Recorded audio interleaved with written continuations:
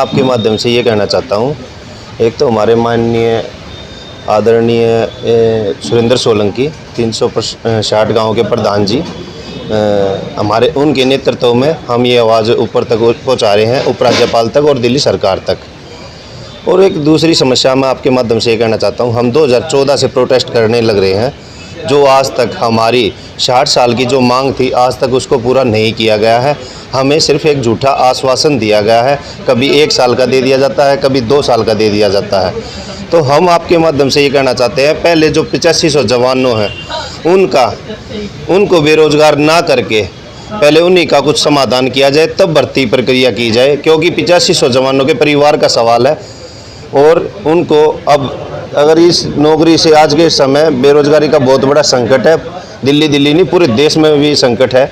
तो हम ये चाहते हैं, जब ऑलरेडी 10-15 साल इस विषय पर और इस डिपार्टमेंट को दे दिए, क्योंकि ये एक्सपीरियंस है, इनको सारा ज्ञान है काम करने का। एक आप नए फ्रेश भर्ती करोगे, उसको ट्रेंड करोगे, उसके ऊपर आज से पहले जब 2009 से 12 तक जो भर्ती प्रक्रिया की गई उस पर 40 से 50 लाख रुपए का खर्च दिखाया गया, लेकिन आज पहली बार ऐसा हो रहा है 10 साल के बाद कि 10 करोड़ की राशि मांगी गई है, जो सीधे 9.5 करोड़ रुपए का डिफरेंस आ गया है।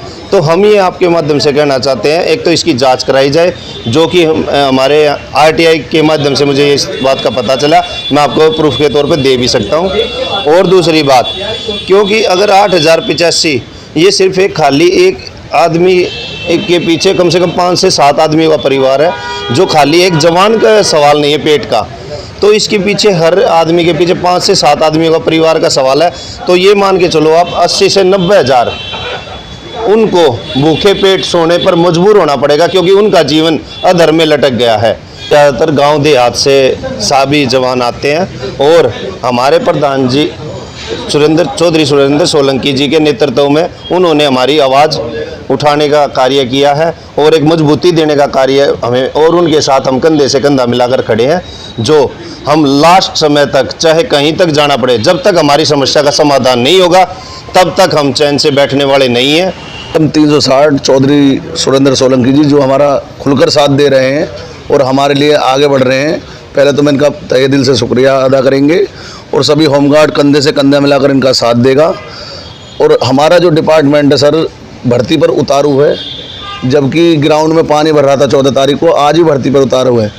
और वो जो हमारे पूरा एक्स सर्विसमैन है उसको तो एक्स सर्विसमैन मानता है और उसे 10 मिनट में दौड़ की छूट देते हैं कि आप 10। क्या है आप लोगों की? हमारी मांग एक है सर, हमें 60 साल तक नौकरी से ना निकाला जाए। अरे और एलजी की हमें नहीं पता, ये इनका आपस का मैटर है, कौन नहीं चाहता और कौन चाहता। हमारा मुद्दा सिर्फ ये है कि हमें किसी भी तरीके से 60 साल की उम्र तक चलने दिया जाए, हमें ना निकाला जाए। इन्हें भर्ती करनी है, करें, पदों की संख्या बढ़ाएं, कुछ करें, जो कि सरकार के हाथ में है और सरकार कर सकती है। जो वैकेंसी बचे उन्हें बाद में भर्ती कर ले, लेकिन हमें ना निकाला जाए।